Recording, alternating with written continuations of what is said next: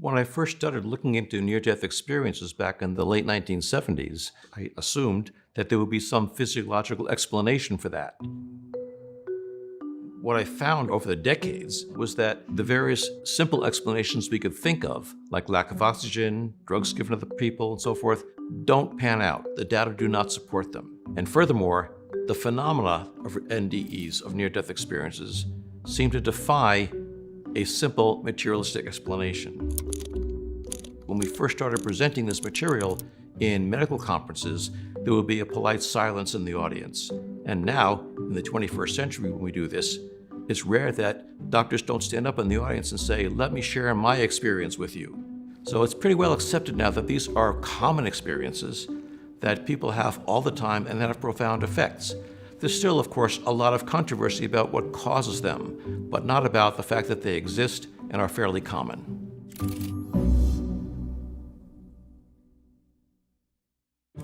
I'm Bruce Greyson. I'm a professor emeritus of psychiatry and neurobehavioral sciences at the University of Virginia Medical School. And I've recently come out with a book called After: A Doctor Explores What Near-Death Experiences Reveal About Life and Beyond. Near-death experiences are profound, subjective experiences that many people have when they come close to death, or sometimes when they are in fact pronounced dead. And they include such difficult-to-explain phenomena as a sense of leaving the physical body, reviewing one's entire life, encountering some other entities that aren't physically present, and at some point coming to a point of no return beyond which they can't continue and still come back to life. When they return, they often are profoundly changed by this experience. As I started my psychiatric training, I started being confronted by patients' reports of things that I couldn't explain. One happened to me when I was just a few weeks into my training. I was asked to see a patient who had overdosed in the emergency room. And I was in the cafeteria when the page came in, and I was eating dinner, and the page startled me, and I dropped my fork, spilling spaghetti sauce on my tie. Couldn't wipe it off, so I just covered it over with a lab coat so no one would see it. And then I went down to the emergency room to see the patient, and she was completely unconscious. I could not revive her. But her roommate was waiting to see me down the hall in another room. So I went down to the other room, talked to the roommate for about 15 or 20 minutes, and there was no air conditioning back in the 70s, so I unbuttoned my lab coat so I wouldn't sweat so much, exposing the stain for about 10 minutes or so. I then went back to see the patient. She was still unconscious. When I went to see her in the morning, I introduced myself, and she stopped me and said, "I know who you are. I remember you from last night."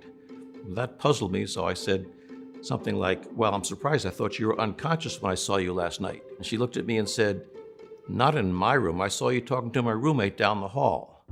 She sensed my confusion and started to tell me about the conversation I had with her roommate, where we were sitting, what we were talking about, and finally she said, "And you had a striped tie on with a red stain on it." That just blew me away. I didn't know how to deal with that. I couldn't think of any logical reason, any explanation for how she could have known about that spaghetti stain. Nobody had seen it except her roommate, and she hadn't talked to the roommate since she came into the hospital. As a scientist, I knew I had to study this. It didn't make any sense to me, but scientists don't run away from things they don't understand. They run towards them. I never expected to spend so much time looking into near-death experiences. I thought at first it was just a strange anomaly. I'd spend a few years looking at them, find the physiological explanation, and put it behind me. I collected about 1,000 cases that people had sent to me about their own near-death experiences. Quickly realized that the stories I was getting from people who volunteered their stories to me were the same as the ones from people I interviewed in the hospital. We studied the physiological events around the near-death experience, psychological traits of the experiencers, and so forth, trying to find some logical explanation for these events. Most of us are taught that the mind is what the brain does, that all our thoughts, our feelings, our perceptions, our memories are all created by the brain. However, that's not the whole story, and we have hundreds and hundreds of experiences that occur during a cardiac arrest or deep anesthesia when we know the brain is not capable of functioning well enough to create complex thoughts and feelings and memories. Most near-death experiencers say that in the near-death experience, their senses were incredibly heightened, and they often report hearing sounds they'd never heard on Earth and seeing colors that they'd never seen before. And when they come back, they don't know how to describe these things because there aren't words for them to describe them. One person said to me, it's like trying to draw an odor with a crayon. But they talk about their senses being so much more vivid in the NDE, and that gives the experience a sense of being more real than this world is.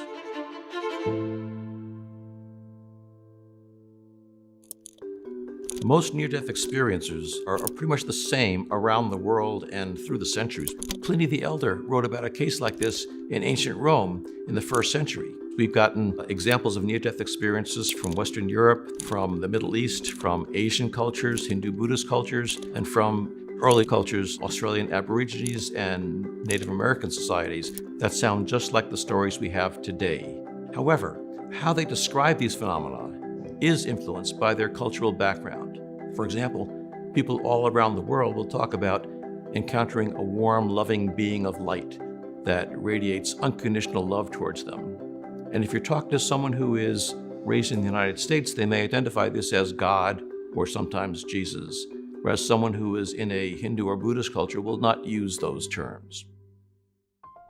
Some of the lessons that near-death experiencers bring back from this event relate to what they find makes life meaningful and fulfilling for them. And the primary thing they talk about is this sense of being interconnected with other people, about how to make this life more meaningful, more purposeful, more fulfilling. I think a reason many people find near-death experiences interesting is because they hold out the promise that will explain to us what the soul is, whether there is an afterlife after our bodies decompose. I think those are good questions. I don't think that's the most important part of the near-death experience. I think they do tell us something about the possibility of surviving bodily death.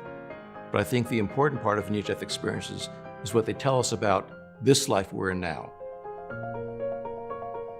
Get smarter, faster with videos from the world's biggest thinkers. And to learn even more from the world's biggest thinkers, get Big Think Plus for your business.